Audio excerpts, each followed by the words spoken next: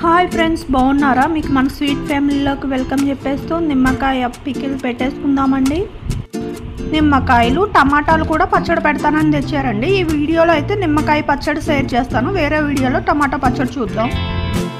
నిమ్మకాయ పచ్చడి అయితే చాలా సింపుల్ ప్రాసెస్ అండి.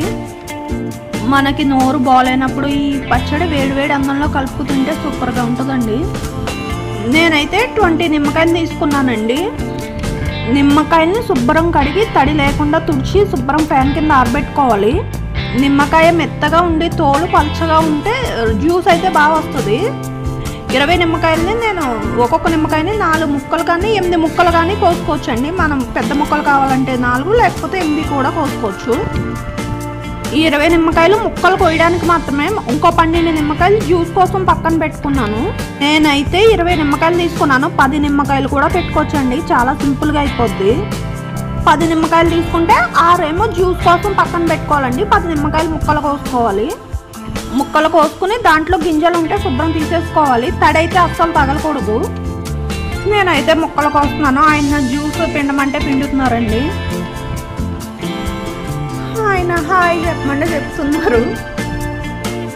నేనైతే ముక్కలు కోసేసాను, ఆయన అయితే జ్యూస్ పిండి పనిలో ఉన్నారు. నేనైతే కల్లుప్పు తీసుకున్నానండి. శుభ్రం తడి లేకుండా కొద్దిసేపు అయితే ఎండలో పెట్టాను. సాల్ట్ కావాలన్నా వేసుకోవచ్చు. నేనైతే ఈ ముక్కల్ని ప్లాస్టిక్ బకెట్లో వేస్తున్నానండి.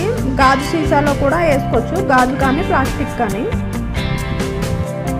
10 నిమ్మకాయలు ముక్కలు కోసుకుంటే మనం 100 గ్రామ్స్ ఉప్పు వేయాలండి. నేను 20 నిమ్మకాయలు తీసుకున్నాను కాబట్టి 200 గ్రామ్స్ వేస్తున్నాను.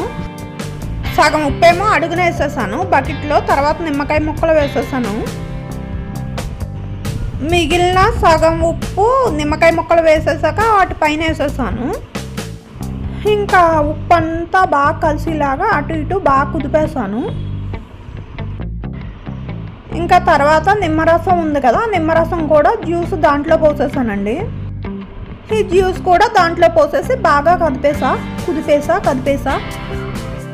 నేను దీంట్లో పసుపు వేయడం మర్చిపోయానండి, మళ్ళీ గుర్తొచ్చింది. 1 టీ స్పూన్ పసుపు కూడా వేసాను, 1.5 వరకు వేసాను. పసుపు కూడా వేసి బాగా కలిపేసానండి.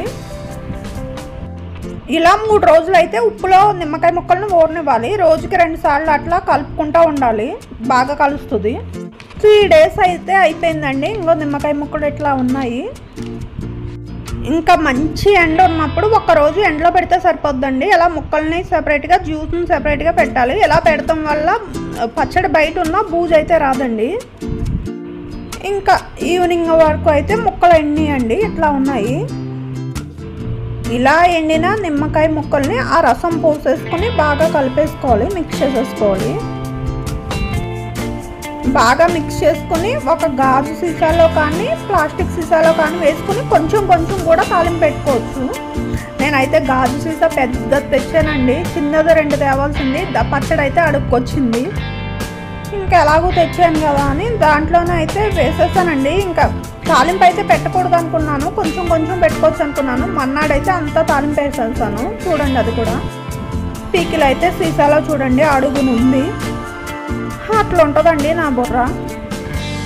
ముందుగా ప్యాన్ పెట్టుకొని 10 నిమ్మకాయలు తీసుకుంటే 1 టీ స్పూన్ మెంతులు వేసుకోవాలండి. నేను 20 తీసుకున్నాను కాబట్టి 2 టీ స్పూన్లు వేసుకున్నాను. మెంతులు కొంచెం తక్కువ వేసుకోండి, చేదు వస్తుంది. మెంతులు అయితే దోరగా వేగాలండి, వేగకపోయినా కూడా చేదు వస్తుంది. మెంతులు ఫ్రై అయ్యాక 10 నిమ్మకాయలకు అయితే 2 టీ స్పూన్లు ఆవాలండి. 20 నిమ్మకాయలకు అయితే 4 టీ స్పూన్ ఆవాలు. అవి కూడా దోరగా ఫ్రై అవ్వాలి. ఇంకా అవి చల్లారినాక మెత్తగా పౌడర్ కింద అయితే మిక్సీ పెట్టేసుకోవాలండి. ఇంకా తర్వాత వేరే గిన్నె పెట్టుకుని స్టవ్ వెలిగించుకుని ఆయిల్ బాగా వేడయ్యాక దాంట్లో ఆవాలు, ఎండుమిర్చి, కరివేపాకు ఇవన్నీ వేసుకోవచ్చు. నేనైతే అవన్నీ వేయలేదండి. ఆయిల్ అయితే చాలా తక్కువ పడుతుంది నిమ్మకాయ పికిల్లో. ఆయిల్ వేడాక నేను ఇంగువ అయితే వేసేసాను. 10 నిమ్మకాయలకి 1 కప్పు కూడా ఆయిల్ పట్టకపోవచ్చు, చూసుకుని వేసుకోవాలి. ఇంకా ఇంగు వేసి 1 మినిట్ 2 మినిట్స్ అలా ఫ్రై అయ్యాక స్టవ్ ఆఫ్ చేసి ఆయిల్ అయితే గోరువెచ్చగా అవ్వాలండి. దీనిలో 10 నిమ్మకాయలకి అయితే 50 గ్రాములు 20 నిమ్మకాయలకి అయితే 100 గ్రామ్స్ కారం వేయాలండి. నేను 20 నిమ్మకాయలు తీసుకున్నాను కాబట్టి 100 గ్రామ్స్ అయితే కారం వేసాను. నేను వాడేది ఆవకాయ కారం అండి. ఇది అయితే ఆవకాయ కారం వేసాను.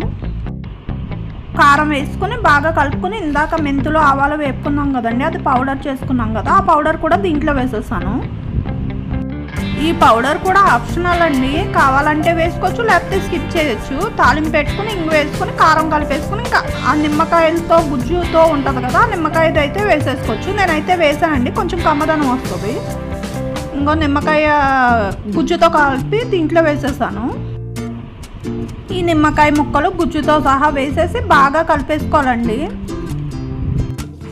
అదండి నిమ్మకాయ పికిల్ అయితే రెడీ అయిపోయింది. మనకి నోరు బాగాలేనప్పుడు కానీ ఫీవర్ వచ్చినప్పుడు కానీ వేడి వేడి అన్నంలో నిమ్మకాయ పికిల్ వేసుకు తింటే బాగుంటుందండి, నోరు బాగుంటుంది, తినాలనిపిస్తుంది కూడా.